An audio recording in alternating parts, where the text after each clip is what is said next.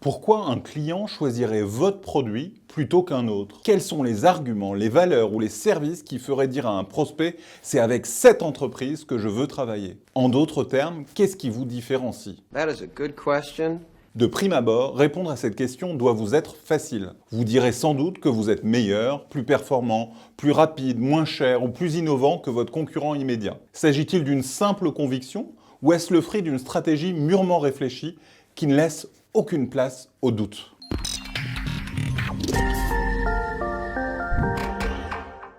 Êtes-vous capable de prouver que votre positionnement est clairement établi? Thomas Jefferson disait « Il n'est pas important d'être le meilleur dans ce que vous faites, il vaut mieux faire ce que les autres ne font pas ». Cette citation du 3e président des États-Unis résume à merveille la problématique du positionnement et de la différenciation stratégique. That explains everything! Je ne vous le répéterai jamais assez. Plutôt que de vouloir attaquer un marché saturé, concentrez-vous sur un marché de niche que vous pouvez dominer, quitte à élargir ce dernier par la suite en revenant sur un marché plus concurrentiel. Vouloir toucher tout le monde, l'erreur classique que vous devez éviter. Très souvent, trop souvent, les chefs d'entreprise cherchent à toucher tout le monde. De mon point de vue, cela constitue une erreur. Il est en effet illusoire et surtout inutile de vouloir toucher tous les consommateurs. Cela traduit une absence de positionnement. It's not a good thing. Sans connaissance précise de votre cible et de votre clientèle, il vous sera impossible de faire la différence sur un marché. Oubliez le marketing de masse et cherchez à trouver un moyen de sortir du rang avant de parler à vos prospects. First things first. Pour vous aider dans cette démarche, je vous conseille de mettre en pratique la technique de Simon Sinek, Start with Why. En commençant par définir pourquoi votre entreprise existe, quelle est votre mission ou la cause que vous souhaitez défendre à tout prix, ce sera plus simple pour vous de vous différencier. Très peu de personnes savent pourquoi elles se lèvent tous les matins. Tâchez de ne pas en faire partie. À la poursuite de la différence, cherchez votre vache pourpre. Comment faire en sorte que votre produit, votre service, votre prestation ou votre logiciel soit à la fois différent et meilleur que celui de votre concurrent? You have to tell us everything. Please help us. Résumer la problématique du positionnement différenciant à la différence produit serait trop réducteur. Design, service client, expérience utilisateur, processus de fabrication, modèle économique, vous pouvez jouer la carte de la différence sur bien des aspects. Et pour illustrer cette question, je ne peux que vous recommander la lecture de La vache pourpre de Seth Godin. Paru en 2003, le livre illustre parfaitement comment les entreprises doivent activer les leviers de croissance pertinents pour sortir du rang. Seth Godin y explique notamment qu'après avoir observé un troupeau de vaches, il a très rapidement vu son intérêt s'émousser, et ce jusqu'à trouver le spectacle ennuyant. Selon lui, il aurait été bien plus intéressant si l'une de ces vaches avait été capable de sortir du lot. Une vache pourpre, par exemple. Le message est simple comme bonjour. Pour être différent, soyez remarquable. Et voilà, je viens de vous faire économiser 20 €. Thank you. Mais alors, comment devenir une vache pourpre? Insistez auprès de vos collaborateurs et de votre audience pour diffuser cette prise de conscience et lutter contre la résistance au changement. I don't just change like that. I can't just change. Soyez courageux, transformer la culture de votre entreprise, son mode de travail, ses process prend du temps. Il existe néanmoins quelques bonnes pratiques pour y parvenir. En voici 5 que vous devez garder en mémoire. 1. Laissez tomber le mass marketing. Votre priorité doit être d'attirer les early adopters et les influenceurs. Ce sont eux qui diffuseront votre offre. 2. Ne faites que des produits exceptionnels et remarquables. Oubliez le bon ou le moyen. 3. Prenez des risques. Remettez-vous en question et reconsidérez vos fondamentaux. 4. Privilégiez les cycles d'innovation courts. Votre recherche et développement, tout comme votre stratégie d'innovation, doivent être agiles, proactives, co-créatives et synonymes de multiples itérations. 5. Repensez votre gamme de produits existants. Il est possible de transformer un bon produit ou un moyen produit en produit remarquable. Prenez le temps d'en faire son autopsie pour le voir sous un œil neuf et le recréer. Une fois que c'est fait, comment mesurer votre différence? Votre positionnement établi, comment vous assurer que votre volonté colle à la réalité du terrain?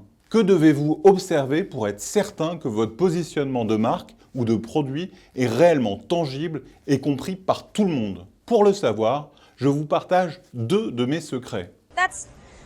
So generous of you. Pour savoir si oui ou non votre nouveau positionnement est bien compris de tous, agissez comme un enquêteur arrivant pour la première fois sur une scène de crime. Soyez observateur.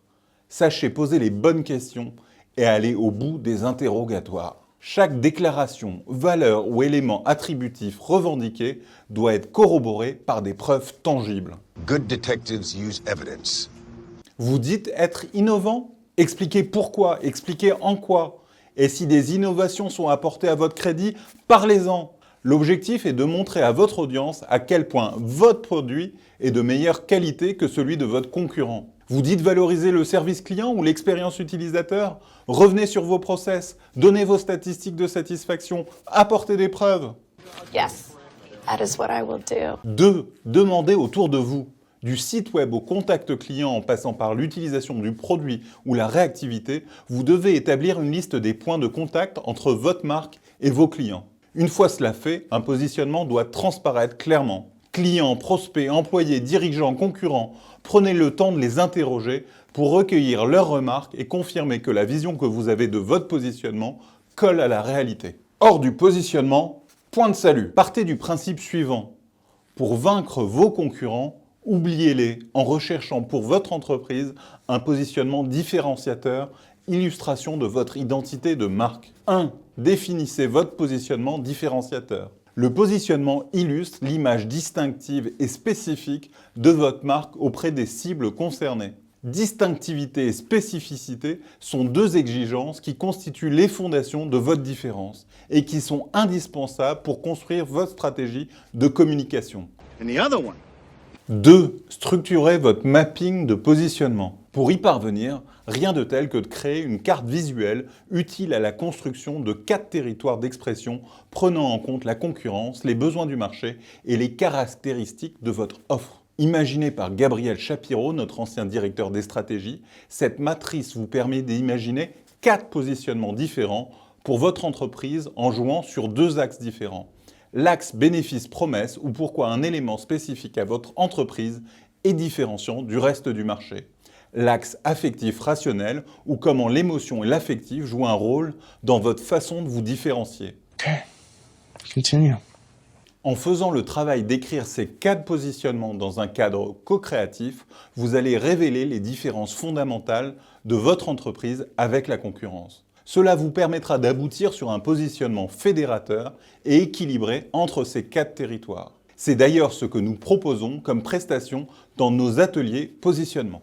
Autre théorie, celle de l'océan bleu. Difficile de faire une vidéo sur le positionnement sans évoquer l'ouvrage paru pour la première fois en 2005, Stratégie Océan Bleu, comment créer de nouveaux espaces stratégiques. Dans ce livre, les auteurs Sean Keane et René Mauborgne décrivent 2 grands espaces stratégiques. Premièrement, l'océan rouge, qui est un marché connu au sein d'un espace concurrentiel existant et dans lequel les entreprises se battent pour survivre. Le second, l'océan bleu, celui-là, est au contraire un espace vierge, un nouveau marché sans concurrence qui vous permet de vous extirper de la masse pour créer une offre remarquable. I bet blue is your favorite color. Mais alors, comment sortir de l'océan rouge et trouver son océan bleu? À cette question, les auteurs proposent 2 outils stratégiques. Le canevas stratégique et la matrice ERAC dont j'ai parlé dans 2 autres vidéos que je vous invite à consulter. Vous l'aurez compris, créer un océan bleu ne se fait pas en un claquement de doigts. C'est une stratégie qui prend du temps, qui implique une démarche de recherche, d'observation et de test. Vous avez enfin votre océan bleu. Attention, le plus dur commence. Vous pensiez être tranquille, prêt à mener votre petite vie sans vous soucier du monde extérieur? C'est peut-être vrai, mais pour un temps seulement. Parce que si vous ne restez pas sur vos gardes, vous allez très vite de nouveau vous retrouver dans un océan rouge. I'm gravely disappointed. La question qui se pose est de savoir ce que vous devez faire une fois que vous avez trouvé votre océan bleu. Et la réponse est simple. Il faut continuer à innover à tout prix. Tant que la concurrence n'envahit pas votre espace, vous avez une marge de manœuvre que vous devez consacrer à des améliorations opérationnelles et à votre expansion géographique. Et si tôt ou tard la concurrence devient trop forte, l'erreur à ne pas commettre est de vouloir affronter la concurrence. Profitez de cette occasion pour aller explorer d'autres océans bleus. You have to do every single thing I say, or we will not make it. C'est d'ailleurs pourquoi, après 7 ans d'innovation dans notre océan bleu de l'inbound marketing, où la concurrence devient de plus en plus présente avec près de 100 agences se réclamant de cette pratique, nous élargissons notre territoire. En adressant l'ensemble des leviers de croissance à travers une offre innovante en mode plateforme et un nouveau mantra, concrétiser les ambitions de croissance de nos clients en nous engageant sur les résultats, nous sortons encore une fois du rang. Cette nouvelle offre, l'offre plus d'1 minute 30, recompose la chaîne de valeur du métier d'agence et redonne de la valeur aux conseils, non valorisés par la plupart des agences, mais très demandés par les clients, et apporte de l'agilité dans l'exécution de la stratégie. Si cette approche vous intéresse, n'hésitez pas à nous contacter pour devenir client ou consultant d'ailleurs. Par ailleurs, cette vidéo est très inspirée du 2e chapitre de mon livre « Croître ou mourir, il faut choisir » que vous pouvez trouver dans toutes les bonnes librairies ou sur Amazon. Et vous, qu'en pensez-vous? Abonnez-vous à notre chaîne si ce n'est pas déjà fait et posez-nous vos questions dans les commentaires. Nous serons ravis d'y répondre. Et surtout, n'oubliez pas, enjoy marketing!